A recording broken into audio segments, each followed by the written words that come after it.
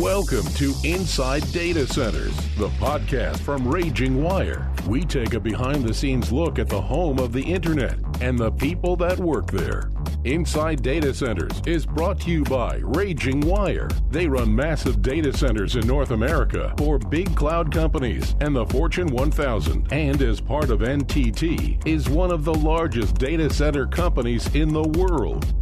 My name is John Gilroy, and I'll be your moderator today for this episode of Inside Data Centers, the podcast from RagingWire. In today's podcast, we'll talk about how companies, especially data centers, can benefit from hiring military veterans. We have three separate guests on this podcast. We have Marnie Holder, we have Steve Jordan, we have Tom Manriquez. We're going to take them all in individual segments here and maybe open up the world of what's going on with hiring veterans in three different categories here. Our first speaker is going to be Marnie Holder. She's a Director of Career Summits for Hiring Our Heroes, a program of the U.S. Chamber of Commerce Foundation. Hello, Marnie. Hello, John. How are you? Great. Boy, this is a square peg in a square hole for hiring veterans, getting you on the air, isn't it? That's right. That's what we're all about, getting heroes hired. So tell us when this program started and what kind of success you have, what kind of failure you've had. Hey, it could have been a failure, too. Yes, so we started this program back in March of 2011, and at that time, veteran unemployment was at all-time high in some categories, up to 29% and higher in the post-9/11 veteran. But now we are experiencing significant low numbers. We are on or around 3.2, 3.6% veteran unemployment. And with the amount of jobs that are out there, nearly 7 million jobs, it is not just a problem to solve anymore, it's an opportunity to continue the momentum. Really, and it's tremendous momentum, too. If we were in a classroom and I could diagram this out, we take a look at unemployment from 2011, 2010 to now. What kind of a drop or what's happened in those years? Well, so the reason for the drop is truly, we start out with the educating the employers of the value of a veteran and helping them understand not only how to recruit them, but retain them. So once they're brought into the companies, what can you do to retain them and grow them within the companies? So we did start focused on the company side of things and educating the employers, but then we've also moved into the space of educating the service members prior to them becoming veterans, doing more events, more engagement, and more workshops and education on helping them understand what is out there, what is available, and what do they need to do to make themselves quality candidates for a lot of the jobs in the various different industries that are available. So it's more of a multi-pronged approach to educating both sides. Yeah, we're looking at 3.6% unemployment here, which is really, and you talked about earlier about making a transition from the problem to solve to an opportunity for continuing momentum here. But I think there's other areas as far as transitioning service members, maybe military spouses and students, opportunities to grow in the next few years as well, aren't there? Absolutely, yeah. So doing this like we have over the past few years, we have started to kind of see some areas where they do still struggle. And those transitioning service members, those that are considered in that window while they're still on active duty, preparing for what's next, when they don't know what they don't know. And then military spouses, too. We know that that is an area where we want to do our part. We, as far as the employers out there, do our part to retain the service members as long as they want to stay in the service. And if a military spouse has a meaningful, portable career, they are supporting their family and allowing their service member to continue service if that's what they choose to do. And then once the service member does get out and the military spouse does have a career that he or she's been able to build over time, then that really creates the stronger family and, of course, contributes to the economic improvements. And so then student veterans is another category. So as service members are leaving the service, they move right into using their GI Bill and go into a higher education program. But we need to do our part to making sure that they are connected to the industries that are hiring and what do they use these higher education degrees, certifications towards, where are they using that talent and skill set and getting them segued into and connected to meaningful employment. Let's give a specific here. Let's say someone gets out of service in San Diego and they're kind of lost, don't know where to go. Would they go to the U.S. Chamber website, or what website would they go to get more information about this program? Yeah, so since we are a national program, and we do events international too, because we do a lot of events on military bases wherever they're located. But yes, your example, somebody in San Diego, they could go to hiringourheroes.org. There's a lot of information on that page and a lot of different resources that are available. And then if you do hiringourheroes.org/events, you can get into the detailed events that are occurring, and they can find one either near them or some of the other programs from virtual means that we can connect them to employers or career opportunities. Yeah, just because we are in Washington, D.C. here doesn't mean that they're only here, but they're all over the country. They're in Hawaii, they're in Seattle, they're in Utah. All kinds of people are leaving and looking at transition and trying to figure out how to make this. And looks like you've had a lot of success with this program here, haven't you? We have, and we've been doing. So yes, you mentioned wherever they're located. We just were in Japan earlier this year in February. We went to a Marine Corps base, and then we also went to a Navy base and did these events, brought employers with us and for the direct one-on-one engagement with the service members seeking for new career opportunities. We were also in Europe as well. So we will go wherever the service members and military spouses are at, put on these events, and then get them connected to their next career for sure. You know, my experience with a lot of veterans is look in the mirror and they don't see much, but really if they look in the mirror, they just see so much. I mean, I had a friend who left the Marines. He was a Marine aviation mechanic, and he was in Austin, Texas, kind of lost, didn't know what to do. Finally, he realized that he had a very, very sophisticated technique, a skill in welding, and he was hired by SpaceX. And so the skills that you learn in the service are just tremendous skills. Yes, they are. And a lot of these companies, that is why the companies are participating in these events. They know that this is a talent pipeline that is unmatched. The experience level that these service members have at a very young age and the leadership level. You know, Marnie, obviously you've had success with your program on hiring veterans. So the real question is now, how do you continue that success? And what about the existing veterans themselves? What about support and maybe even mentoring other veterans out there? Yeah, so targeting and recruiting those veterans is a unique approach for the employers. And like I said, there's a lot of companies that are moving forward and being very mature in that process. And what they've done is to retain those veterans once they do get them on board is they have some great employee resource groups or military resource groups, and they're doing more within the companies to either create sponsors or mentors within the companies to bring them into the fold, and then also leverage the experience that the veterans have and then share that with the rest of the company or the work environment. You have any maybe examples of I do, yeah. So there's some, I will say USAA is one of the leaders in this space. They have a lot of experience. I think there's over 35% of their workforce is military affiliated or veterans.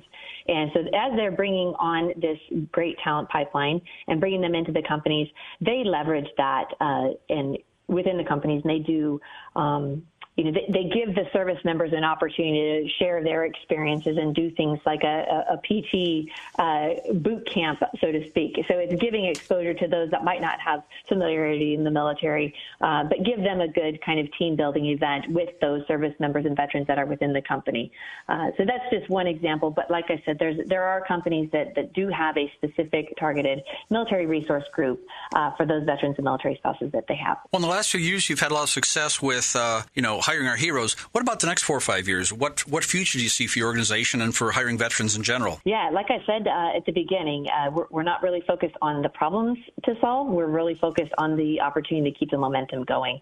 And I think from here, with the companies that have learned so much from the veterans that they bring on board, I think it's those companies sharing with others that might not be as familiar, and then really understanding that value of a veteran when they do bring them in and how to not only groom them within the company, but then industries are much more collaborative so that as veterans or service members are seeking those opportunities in a single focused industry, that they're seeing that companies are working together to retain them within that industry.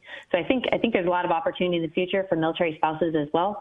There's a lot of opportunities to create the barrier, address the barriers where portability of either licensing or certifications from state to state as the military spouse transitions. So I think we're seeing some progress, and there are some states that are leading the way on that, but I think that there's going to be some good momentum and getting that even expanded further.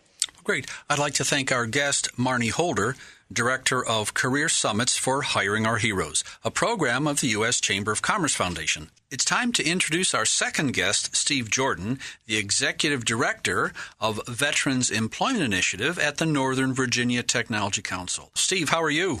I'm doing great. Yourself? Good. We just had Marnie Holder on the line. She's with the U.S. Chamber of Commerce Foundation, and she was talking about some amazing numbers and amazing statistics. She works with a program called Hiring Our Heroes, and really the snapshot of what's going on with veterans in the last 6-7 years is really amazing, isn't it?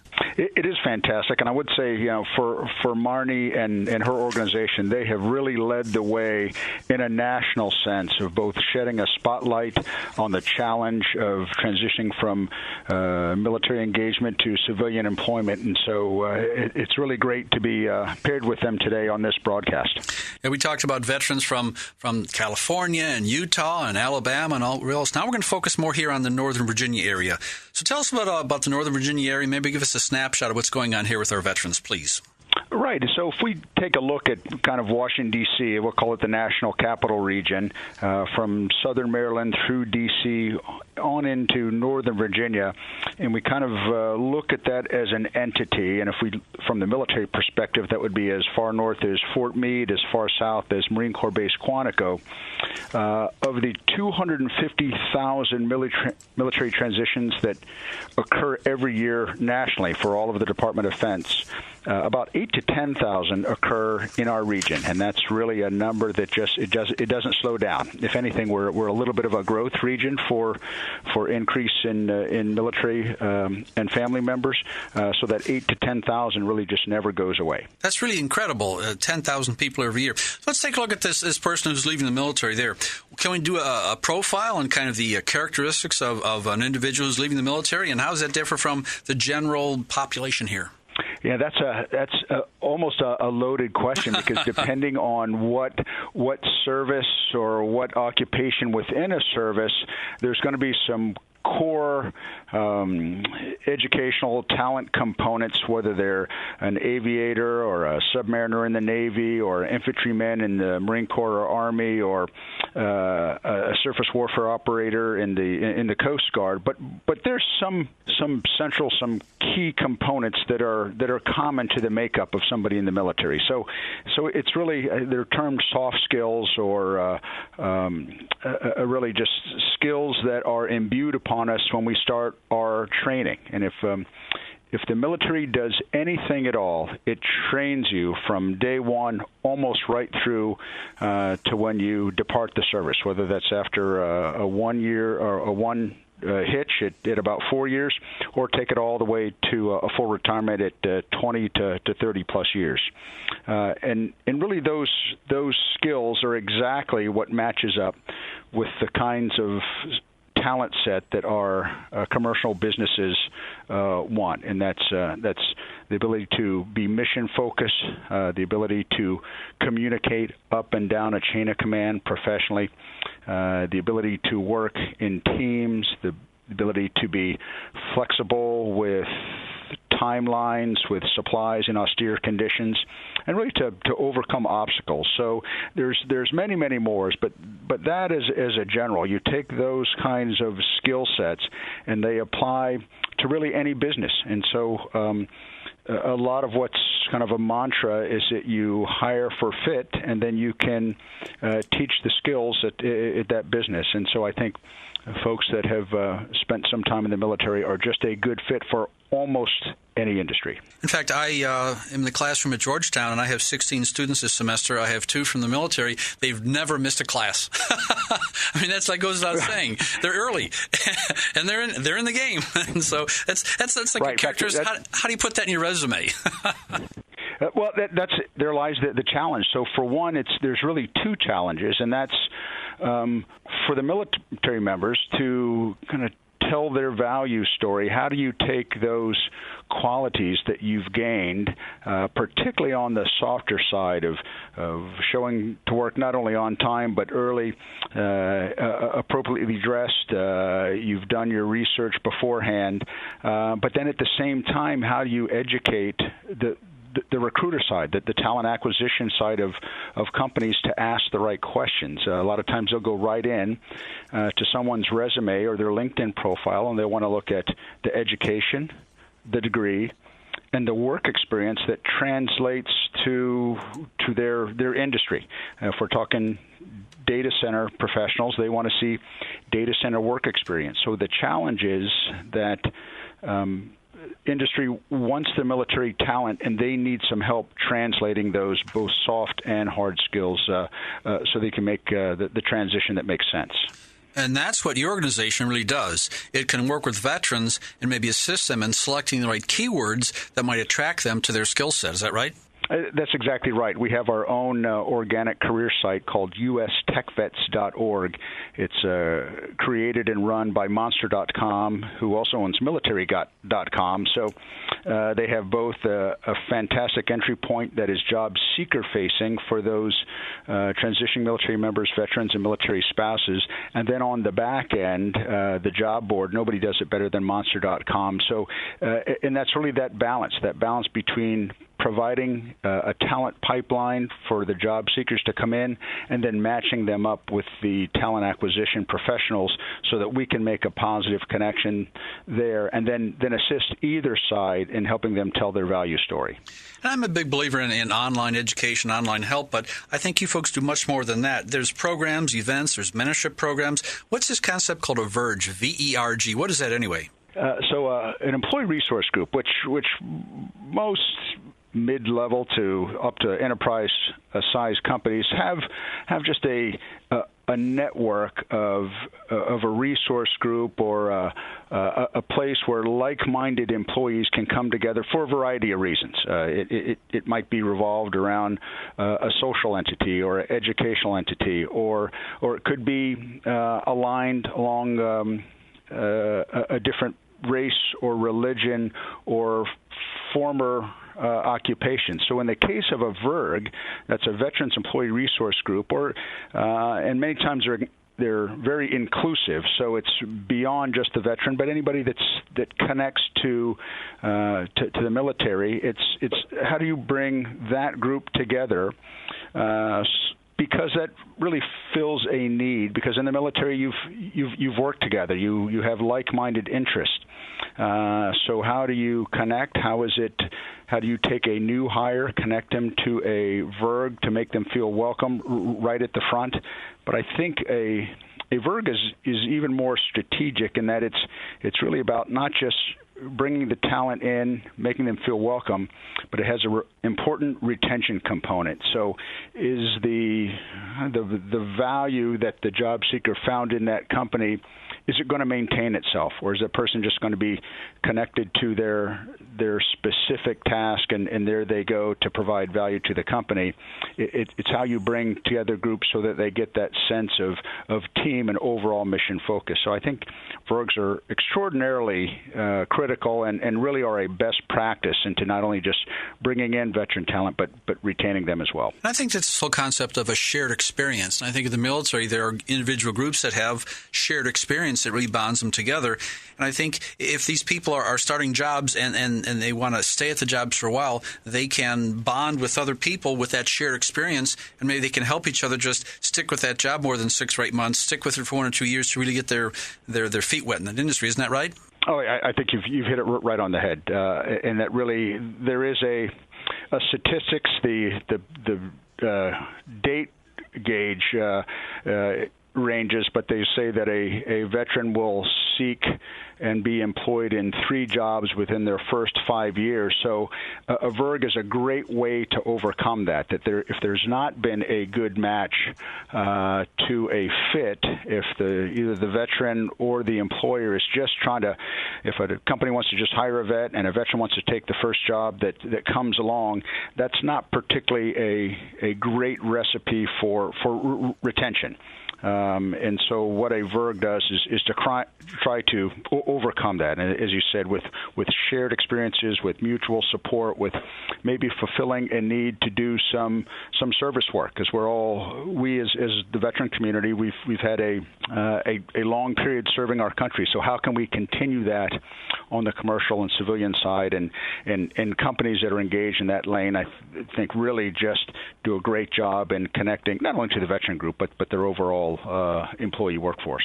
Well, Steve, this podcast is in 3 parts, and I asked Marnie about the future of veterans and hiring veterans. Got to ask you the same thing. So put a crystal ball in your lap there and tell us what do you think is going to happen in the next 4 to 7 years here with hiring veterans here specifically in the Northern Virginia, the Washington, D.C. area?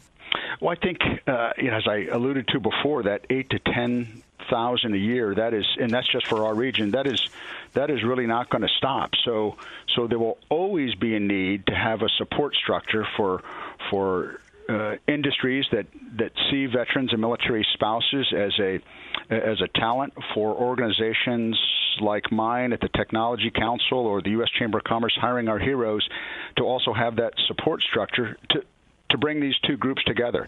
And I think we are, both as a nation and as a region, better off, not because it's necessarily the right thing to do, although it is, but because it's good for business. So you take that talented set, that all those great soft skills I referred to, and then connect it to a skill set in our region, specifically in within the data center community, within the technology community, whether it's cybersecurity, government contracting. It's just really a match made in heaven, if you will. It's just a great opportunity. And so I think for both sides, for both the veteran and military spouse job seeker and our businesses, we need to continue to keep the spotlight on and the focus that this is where we need to continue to make that connection. Thanks a lot, Steve. I'd like to thank our guest, Steve Jordan, the Executive Director for Veterans Employment Initiative at the Northern Virginia Technology Council. Thank you, Steve. Thanks very much, John. I've enjoyed it. Our next guest is Tom Manriquez, Director of Corporate Recruiting at RagingWire Data Centers. Hello, Tom. How are you? Hey, John. It's great to be here. Well, you got two people that are pretty strong who just preceded you in this podcast. We had Marnie Holder from the Chamber of Commerce. We had Steve Jordan from the Northern Virginia Technology Council. And we kind of talked about the big picture in general, about veterans, and specifically about maybe technology and veterans. And now you're up to bat. And we talk about specifically about data centers. So tell us more about your job with RagingWire and maybe a little about RagingWire for our listeners, please. Yeah, absolutely. RagingWire Data Centers is a global data center co-location company. We're owned by the NTT Group, which is a global data center platform. My job is pretty specific. It's to hire the very, very best talent here in the industry within North America, and that military talent is at the top of the list. You know, I was on the phone with Steve, and I said, I teach over here at Georgetown, the graduate school. I have 16 students, and only one student hasn't missed any class. That was the military guy. So they know how to show up on time. I know that. Absolutely. And, you know, one of the biggest strategic advantages of hiring a veteran, and certainly the sense of pride and patriotism, right, the solutions mindset that the veteran has, the adaptive learner that veteran brings to the position, the core respect for policies and procedures and the work discipline. But really, what we boiled it down to are the strong leadership skills that a veteran that transitions out holds. The key training, the hundreds of thousands of dollars that the military puts into training. And we look at that, the mission critical mindset. You know, we're a 24/7, 365 data center. You know, it's not life and death like on a carrier or a destroyer or a submarine, but it is when it comes to business and business applications. And so that mission critical mindset for efficiency under pressure, being able to find and follow a standard operating procedure, a method of procedure in the most critical time is critical for us in our business and our customers. You know, I mentioned earlier educational institutions, but if you look at a survey, the educational institutions across the United States, you're not going to get anyone giving a degree in data center management. And so anyone you do hire, you're going to have to take and just assume there's a certain skill set and be able to mold that set to adapt to RagingWire. And that skill set apparently has worked well for you, the whole veterans mentality. It does. And in fact, we've established a program through the GI Bill that we're rolling out through our company that a veteran will be able to maximize their GI benefit bill through an on-the-job training program, through stipends of an educational or housing stipend, through a 2-year apprenticeship type of course. And so, you know, we're coming up with different programs for veterans to really attract to RagingWire. When I look at your website and see what's going on, a lot of things going on. So what are you doing to aggressively go out there and attract this specialized community of veterans who maybe have some IT background?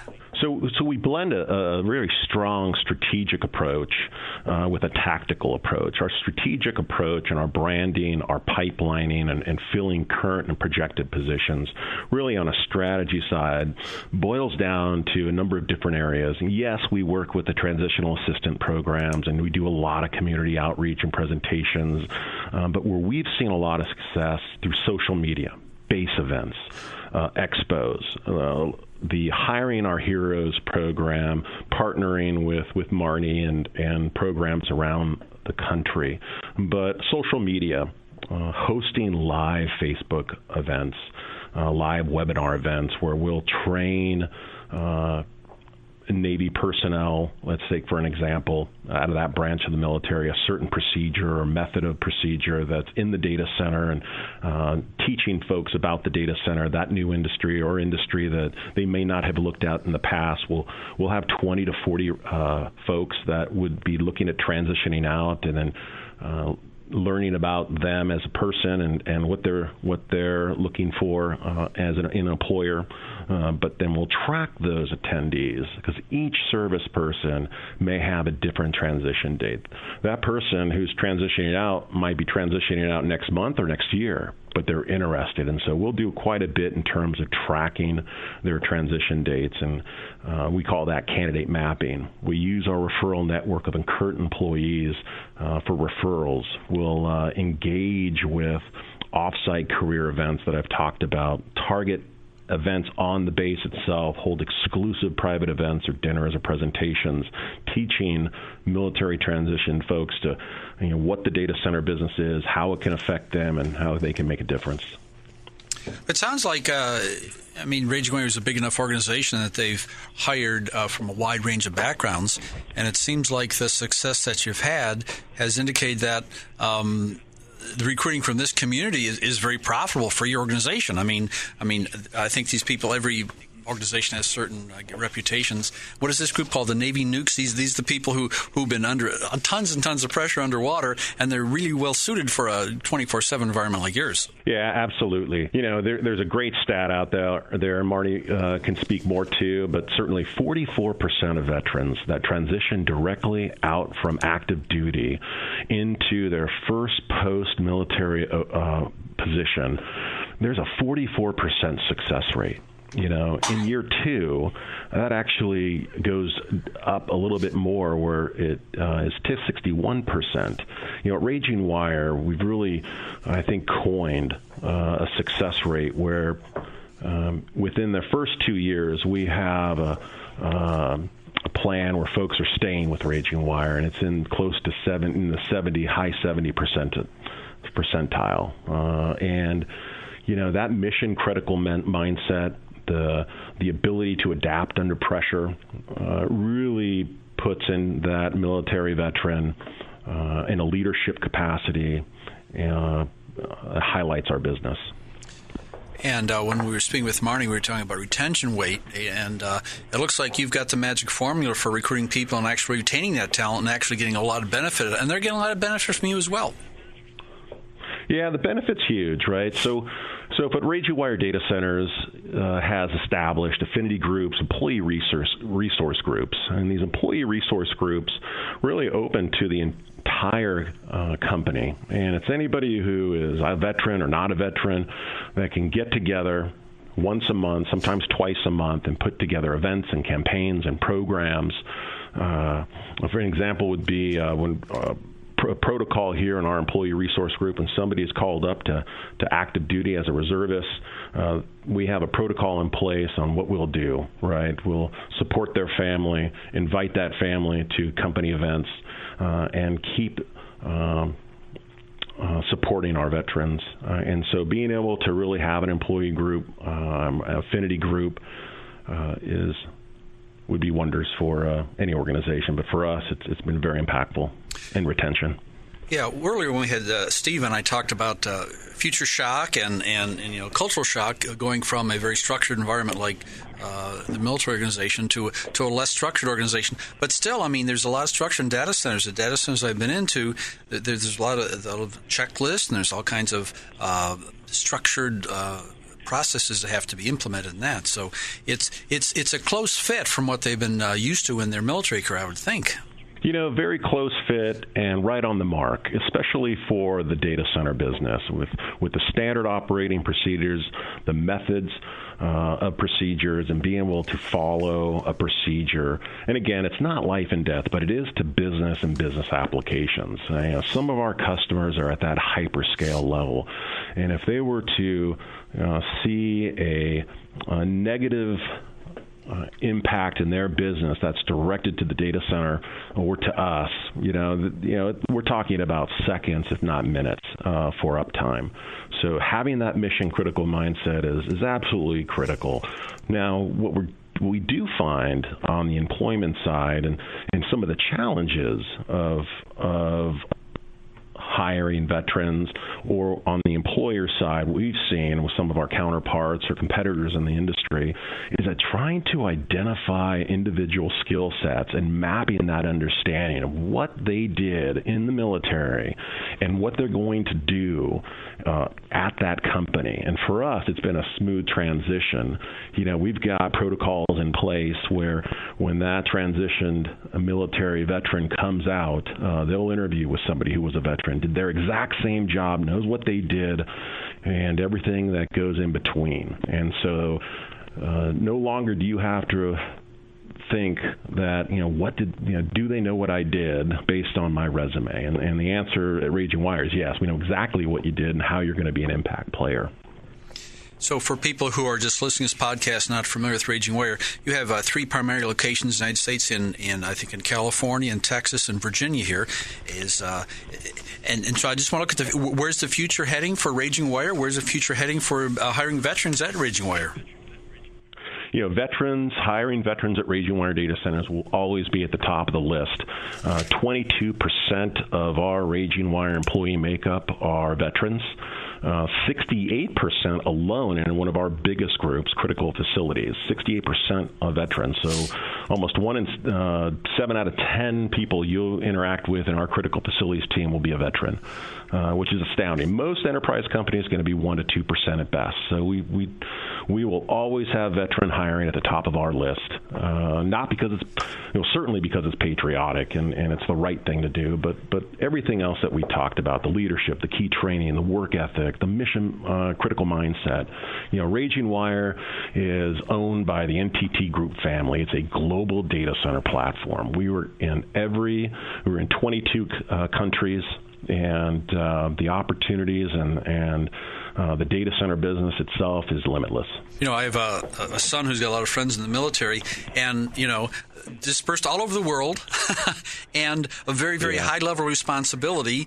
And so I'm just looking at what would be a parallel organization in the commercial world that would be similar to that? Well, that's RagingWire sure fits the bill, doesn't it? I mean, international applications, absolutely. High pressure, deadlines, and flexibility. Well, where we look at, we have a big Navy nuclear program here for military recruitment. And, back when nuclear power, and still is today to a degree, 20% of the country in North America is powered by nuclear power. Airports, hospitals, mission critical areas where it is life and death. But certainly for us, it's all about business applications and uptime. Business applications up to that's a great story to tell. Well, thank you very much for joining us today. I'd like to thank our guest, Tom Manriquez, Director of Corporate Recruiting at RagingWire Data Centers. Thank you very much for your time today, Tom. Thanks, John. I appreciate it. Thanks for listening to this episode of Inside Data Centers, brought to you by RagingWire. If you like what you heard, give us a review and don't forget to subscribe. Plus, to get the show notes and links to more information, go to the Inside Data Centers blog, found in the resources section of RagingWire.com.